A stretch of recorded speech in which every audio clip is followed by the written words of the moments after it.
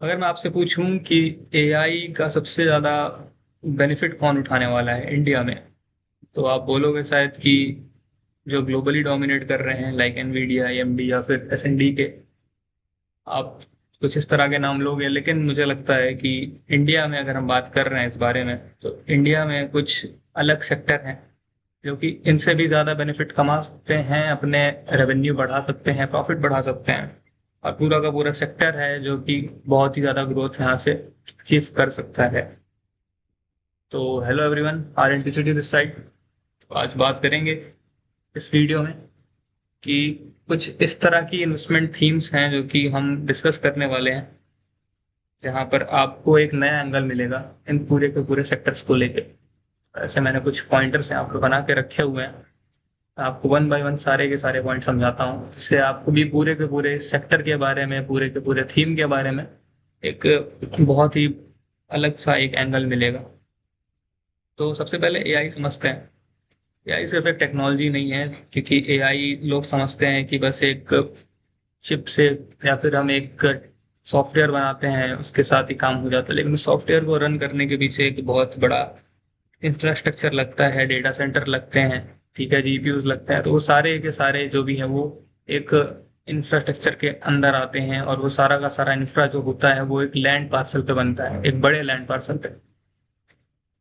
तो सबसे पहले तो यहाँ पे हमें जमीन की इंपॉर्टेंस समझ में आ जाती है कि अगर आपको एक एआई सिस्टम रन करना है तो उसके पीछे जो जीपीयूज लगेंगे, डेटा सेंटर्स लगेंगे, वो सारे के सारे बिल्ट होने हैं एक रियल एस्टेट की कंपनी के द्वारा। क्योंकि जैसे मान के चलते हैं, किसी कंपनी को यहाँ पर एनवीडिया को मान लेते हैं, इंडिया में बनाना है अपना एक डेटा सेंटर, तो वो खुद नहीं बनाएगी, वो बोलेगी। जैसे यहाँ पे कोई कंपनी है, मान लेते हैं अनंतराज फॉर एन एग्जाम्पल। उसने अनंतराज को बोल दिया कि हमें एक लैंड पार्सल चाहिए, हमें इतना बड़ा इंफ्रास्ट्रक्चर बना के दो। तो उनका काम यहाँ पर अनंतराज करते हुए नजर आएगा, और अनंतराज यहाँ पे अच्छी खासी अपनी रेवेन्यू को ग्रो करता हुआ नजर आएगा। क्योंकि ये जो कंपनीज हैं डेटा सेंटर की, एआई की, ये काफी ज्यादा ग्रो हो चुकी हैं ग्लोबली, और उनका पैसा अब यहाँ पे अगर डेटा सेंटर्स बनते हैं तो फ्लो होता हुआ यहाँ पर नजर आता है। और फिर कुछ सेक्टर्स हैं यहाँ पर, जैसा कि मैंने अभी आपको बताया, डेटा सेंटर है और यहाँ पर लैंड वाली कंपनीज हैं, जो कि अनंतराज उनमें से सबसे बड़ा एक नाम है, जो कि मुझे सबसे पसंद है। और उसके बाद ये भी देखा जाता है कि कुछ लोग ऐसे होते हैं, जैसे कुछ कंपनीज होती हैं ना, जिनके पास जमीन भी होता है और उनके पास पानी भी होता है, लाइक, ठीक है, आसपास में वाटर सप्लाई बहुत अच्छी है।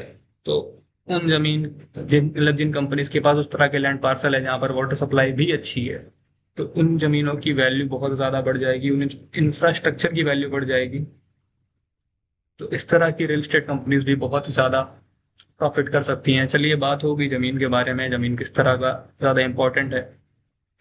बात करते हैं इन जमीन पर जो भी इंफ्रास्ट्रक्चर बनेगा, उसको पावर करने के लिए हमें इलेक्ट्रिसिटी की जरूरत है। तो इलेक्ट्रिसिटी कंपनीज, जो पावर कंपनीज हैं, ये रियल एस्टेट सेक्टर से भी ज्यादा ग्रोथ लेते हुए नजर आएंगी। अभी मैं आपके सामने रियल एस्टेट सेक्टर का चार्ट लगा के बैठा हूँ। यहाँ पर एक ट्रेंड लाइन ब्रेकआउट नजर आता है, और ये काफी अच्छा चार्ट है। यहाँ पर वीकली टाइम फ्रेम पर अगर आप देखो तो सारे के सारी ईएमए की सीक्वेंसिंग भी बनी हुई है। लास्ट किसी एक वीडियो में मैंने समझाया था ईएमए सीक्वेंसिंग के बारे में आप। और अगर हम पावर सेक्टर के भी कुछ अच्छे स्टॉक्स के बारे में बात करें, तो ऑलरेडी काफी बड़ा रनअप आ चुका है टीडी पावर जैसे स्टॉक्स में। लेकिन आप मंथली चार्ट अगर देखते हो, तो ये कोई बहुत ज्यादा मतलब स्ट्रॉन्ग डिस्ट्रीब्यूशन का साइन नहीं नजर आ रहा है मुझे। हो सकता है यहाँ से अभी दोबारा इनमें रैली कंटिन्यू होती हुई नजर आए। तो और भी काफी सारे स्टॉक्स हैं, आपके एबीबी है, ठीक है। एबीबी में तो मुझे एक अच्छा मूव नजर आ रहा है आने वाले टाइम में। देखते हैं क्या होता है। अगर आप यहाँ से एबीबी का चार्ट लगाओ, यहाँ पर एक ब्रेकआउट होता हुआ नजर आ रहा है वीकली टाइम फ्रेम पर, ठीक है। तो इसको बिल्कुल आपको ट्रैक करना चाहिए। अगर ये अच्छा वर्क करता है तो ऑल टाइम हाई एंड काफी ऊपर के टारगेट्स इसमें देखने को मिल सकते हैं। तो आपका ये एबीबी है, सीमंस भी है सी में, ठीक है, लेकिन एबीबी मुझे ज्यादा बेटर लग रहा है फिलहाल। तो एक तो ये आपकी थीम हो गई, ठीक है। और उसके बाद आपकी वाटर सप्लाई वाली थीम में भी वाटेक वाबाग वगैरह हैं, ठीक है। तो इनको भी आपको बिल्कुल नजर में रखे रहना है। और आप अगर यहाँ पर किसी भी सेक्टर के बारे में स्टडी करना चाहते हो, आपको मेरी कोई हेल्प चाहिए, तो बिल्कुल आप कमेंट सेक्शन में डाउट्स पूछ सकते हो। और कोई भी डाउट है आप मेरे को कमेंट कर सकते हो, और टेलीग्राम पर भी आप मुझसे पूछ सकते हो। कोई दिक्कत नहीं है, वो मैं आपको क्लियर कर दूंगा। तो चलिए आगे चलते हैं, इस सेक्टर के बारे में और बात करते हैं। तो यहाँ पर 24/7 इलेक्ट्रिसिटी की जरूरत होती है, तो आपको समझ में आ ही रहा होगा, क्योंकि अगर यहाँ पर आपका एआई थीम, मतलब मान के चलिए चैट जीपीटी आप यूज कर रहे हो, ठीक है, दुनिया में पूरी की पूरी ग्लोबल इकॉनमी यूज कर रही है आज के समय पे, ठीक है। तो हमें अगर चैट जीपीटी यूज करते हुए अचानक से ऐसा एक मैसेज आ जाए कि चैट जीपीटी डाउन हो गया है, तो तुरंत कितना ज्यादा, मतलब तुरंत 5 से 10 मिनट के अंदर अंदर सोशल मीडिया पे पूरा हल्ला हो जाएगा, काफी लोग पोस्ट करने लगेंगे कि ये बंद हो गया, वो बंद हो गया। तो आज के समय पे बहुत ही ज्यादा तेजी से और बहुत ही बड़े लेवल पे काम चल रहा है एआई पे। तो यहाँ पर 24/7 इलेक्ट्रिसिटी चाहिए। और आप ये सोचो, जमीन तो मान लेते हैं कि लीज पे ली जाती है, लेकिन जो पावर है, ठीक है, उसका आपको लगातार यूज है, पर सेकंड यूज है, पर सेकंड, ठीक है। तो power companies real estate companies से भी ज़्यादा कमाएंगी, तो ये आपको समझ में आता होगा। और इनको कूल रखने के लिए और भी चीज़ें हैं, तो यहाँ पर वाटर कंपनीज भी, ठीक है, इनके कूलिंग सिस्टम के लिए, वर्क करने के लिए वाटर कंपनीज हैं, इनका भी बहुत ही बड़ा रोल है। तो एक चीज़ ये भी है। तो वाटर सेक्टर जो है आपका, ये डेटा सेंटर में भी है, और हमारे रोजमर्रा की जरूरत में भी है, और काफी सारे सेक्टर में है। कुछ कंपनीज हैं जो कि रिसाइकिल कर रही हैं, नदियों को साफ कर रही हैं, उसमें भी वाटर विभाग आता है या ये लाते हैं। जैसे काफी सारे प्रॉक्सी थीम्स हैं। जब ये सेक्टर मूव करना चालू होगा, आपको नजर आएगा कि अलग अलग थीम से अलग अलग ऑर्डर्स मिल रहे हैं, और ये कोई एक स्ट्रांग थीम है जो कि चलता जा रहा है। तो ये चीज आप ध्यान दें। काफी सारा डेटा होता है, तो कई बार आपको समझाने के लिए मुझे कभी इधर से उधर, उधर से इधर जाना पड़ता है, तो आप समझ रहे होंगे। तो अभी यहाँ पर हम बात करते हैं गवर्नमेंट किस तरह से हमें हेल्प कर रही है, ठीक है। गवर्नमेंट ने जैसे अभी सेमीकंडक्टर के बारे में बोला है कि गुजरात में एक प्लांट बनेगा, ठीक है। अभी गुजरात में जो ये प्लांट बनेगा, ये एक छोटी सी फैक्ट्री तो बनेगी नहीं। उसके पास एक बड़ा सा एक लैंड पार्सल होना चाहिए, उस पे एक बड़ा सा प्लांट बनेगा, उसके आसपास सप्लायर कंपनीज आएंगी, टेस्टिंग यूनिट्स आएंगे, ट्रांसपोर्ट कंपनीज आएंगी, और वहां पर इंजीनियर्स काफी सारे लगेंगे, ऑब्वियसली लगेंगे, ठीक है। तो उनके लिए भी घर चाहिए होंगे। जैसे कि आपने द टाइटन स्टोरी में देखा होगा, तो उसमें बात होती है कि जो हमारे यहाँ वर्कर्स हैं उनको काम करने के लिए चाहिए, क्योंकि वो बहुत दूर से ट्रैवल कर रहे हैं, तो उनका ट्रैवलिंग में भी समय जा रहा है। तो जो कंपनी जब इस तरह का काम करती है ना, तो वो जो इंजीनियर्स होते हैं, उनके जो काम कर रहे होते हैं, बड़े बड़े प्लांट होते हैं, तो उनके लिए एक स्पेशली वहाँ पे क्वार्टर्स बनाते हैं आसपास में। तो इधर भी रियल एस्टेट आपका आता है, ठीक है। स्कूल्स बनते हैं फिर वहाँ पे उस एरिया में, हॉस्पिटल बनते हैं, शॉपिंग सेंटर्स बनते हैं, काफी सारी चीजें बनती हैं, ऑफिस बनेंगे। तो ये पूरी की पूरी एक इकोनॉमी ही वहाँ पे क्रिएट हो जाती है एक दूर दराज के इलाके में। तो ये इस तरह की बात है जो कि आपको समझने की जरूरत है। डेप्थ में जाओगे, सब चीजों को देखोगे, तो समझ में आएगा, बहुत ही सिंपल सी बात है। तो यहाँ पर डेटा सेंटर्स के बारे में बात हो गई, और किसके कूलिंग सिस्टम किस तरह से यूज होंगे। यहाँ पर सब स्टेशन बनते हैं, ट्रांसमिशन, और हाँ, ट्रांसमिशन कंपनीज को बिल्कुल भी मत भूलना। ट्रांसमिशन कंपनीज मेरे हिसाब से एक डिकेड के लिए बहुत अच्छा प्ले है, बिकॉज एचवीडीसी प्रोजेक्ट भी है, और गवर्नमेंट ने भी 20 साल बाद अ, बोला है। प्राइवेट कंपनीज ने जो ये केपेक्स चालू करा है, ये 20 साल बाद चालू करा है पावर सेक्टर में, और गवर्नमेंट ने भी ये 20 साल बाद इस पर ध्यान दिया है कि हमने जितनी इलेक्ट्रिसिटी जो प्रोड्यूस करते हैं ना, वो हम एक्सपोर्ट करते हैं, बिकॉज हम पूरे के पूरे देश में सही तरीके से पहुंचाने का एक ट्रांसमिशन नेटवर्क नहीं बना पाए हैं। और आज के समय पे ट्रांसफॉर्मर्स वो बना रहे हैं, और काफी सारी ज्यादा, मतलब काफी ज्यादा नीड है ट्रांसफॉर्मर्स की।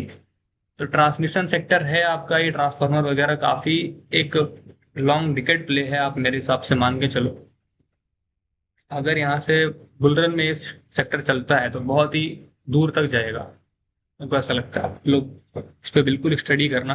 ये ट्रांसमिशन सेक्टर बहुत ही ज्यादा, मेरे को लगता है कि स्ट्रॉन्ग सेक्टर होने वाला है आने वाले टाइम में। और रिसेंटली इसने अपना रनअप दिखाया भी था, जब वोल्टाम टारिल सारे के सारे भागे थे, इंडोटेक भागा था, सब 100% भागे थे बढ़िया। उसके बाद रिजल्ट्स अच्छे नहीं आए, फिर स्टॉक्स गिरे भी। लेकिन ये एक फ्यूचर अर्निंग विजिबिलिटी है, तो इस चीज़ पे आप लोग ध्यान दें।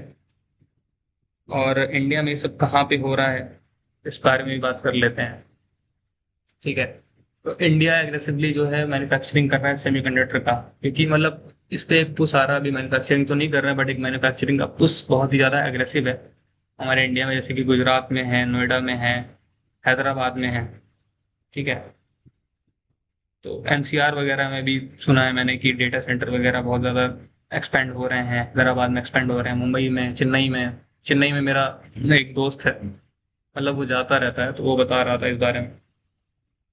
और अगर ये ट्रेंड मान लेते हैं कि यहाँ से 8 से 10 साल भी कंटिन्यू करता है, तो आपको इस पूरे के पूरे इंफ्रास्ट्रक्चर में काफी बड़ा एक ग्रोथ आपको मिलेगा। ये किस तरह से ग्रो हो रहा है, पूरा का पूरा इकोसिस्टम किस तरह से ग्रो हो रहा है, आपको ये नजर आएगा। और इस पूरे के पूरे ग्रोथ में आपको पता नहीं चलेगा, कुछ ऐसे स्टॉक्स होंगे जो कि बहुत ही ज्यादा लीडिंग बिहेवियर दिखाएंगे। अभी बहुत ही अर्ली स्टेज है इन चीजों को पता करने का, लेकिन फिलहाल के लिए मेरे को अनंतराज अच्छा लगता है, वाटेक वोवाक अच्छा लगता है, और कुछ इस तरह की और भी कंपनीज हैं। और मैं आपको बता रहा हूँ, जो अर्ली स्टेज से जो स्टॉक बहुत ही स्ट्रांग मूव कर रहा होगा ना, आप ध्यान देना, इवेंचुअली वो ही, मतलब भले ही आपको न्यूज ना मिल रही हो, आपको पता नहीं चल रहा हो, लेकिन वो एक स्टॉक ऐसा होगा जो कि आने वाले समय में काफी ज्यादा चीजों को अचीव करेगा, काफी ज्यादा कॉन्ट्रैक्ट उठाएगा, काफी काम करेगा। न्यूज बाद में आती है, काम पहले होता है चार्ट्स पे। इस बात को हमेशा याद रखें।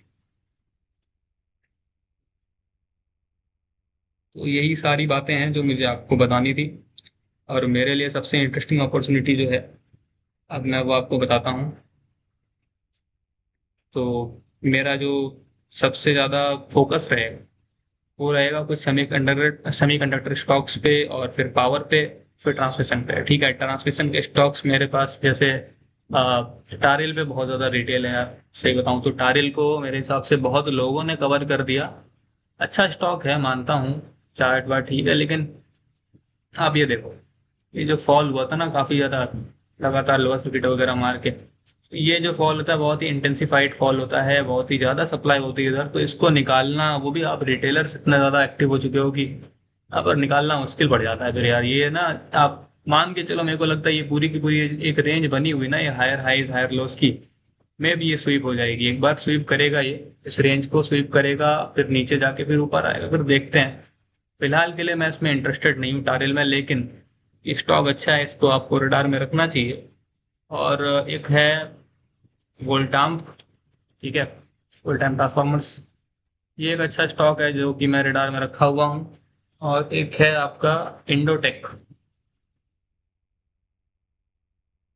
ये, इसको भी मैंने रडार में रखा हुआ, ऑल्दो 5% का स्टॉक है, लेकिन मैं वेट कर रहा हूँ कि ये सम से बाहर आए, और फिर सर्किट से बाहर आता है तो फिर यहाँ पर मुझे एक अच्छी अपॉर्चुनिटी नजर आ रही है। अब वीकली चार्ट मैंने लगाया है, तो आपको साफ साफ समझ में आ रहा हो कि मुझे क्या अपॉर्चुनिटी नजर आ रही है।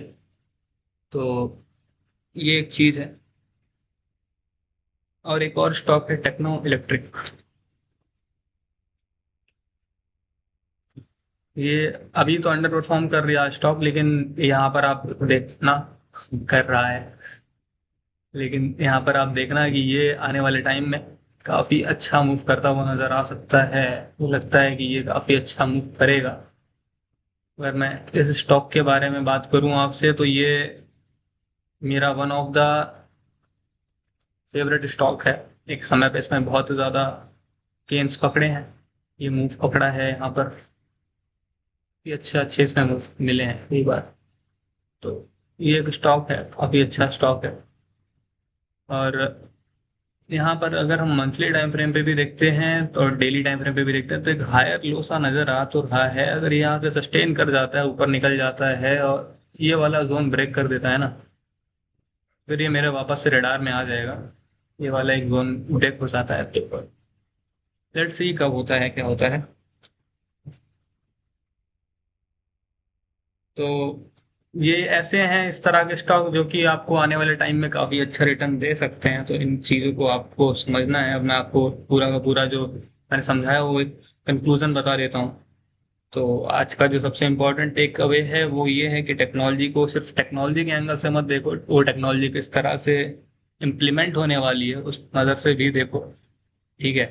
तो पूरा का पूरा इकोसिस्टम अगर आप समझते हो तो आपको समझ में आता है कि इंफ्रास्ट्रक्चर किस तरह से इसमें हेल्प करने वाला है, और इस इंफ्रास्ट्रक्चर में भी किस तरह से पावर सेक्टर आपको सबसे ज्यादा हेल्प करता हुआ नजर आएगा।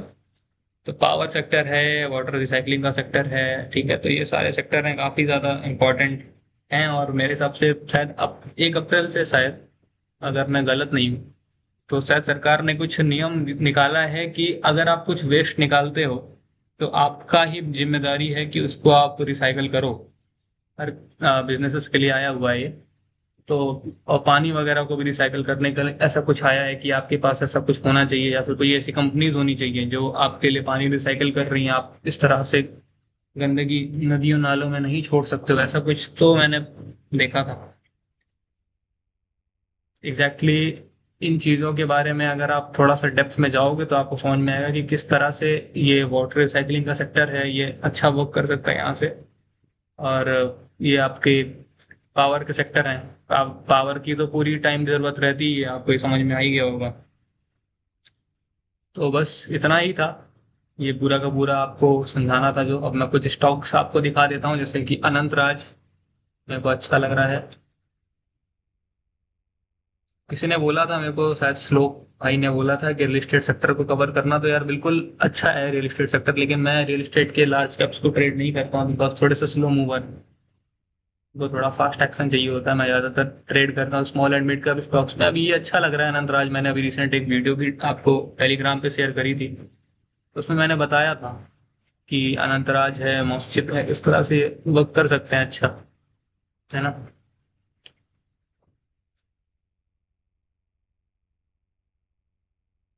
लिखा हुआ था, कभी किसी को कुछ समझाया होगा। हाँ, हमारा राजा बैटरी ये भाई, आप यहाँ पर इस पे फोकस करो क्योंकि ये आई थिंक बीएसएस में भी आ रहे हैं, और बहुत ही अच्छी कंपनी है हमारा राजा बैटरी, आप इसको फोकस में रखें। अगर आप वीकली चार्ट देखते हो इसका, तो ये 50 हमें को रिक्लेम करता हुआ नजर आ रहा है वीकली टाइम फ्रेम पर, और ये यहाँ से इसके लिए एक बदलाव का समय हो सकता है कि ये हायर हाइस बनाना चालू कर दे। तो अभी तेजी से यहाँ पर ये ऊपर आता हुआ नजर है। तो बिल्कुल अब यहाँ पर इस स्टॉक को आपको रिटायर में रखना चाहिए। तो ये स्टॉक्स थे जो मैं आपसे डिस्कस करना चाहता था। Thank you for watching. मिलते हैं एक नेक्स्ट वीडियो में।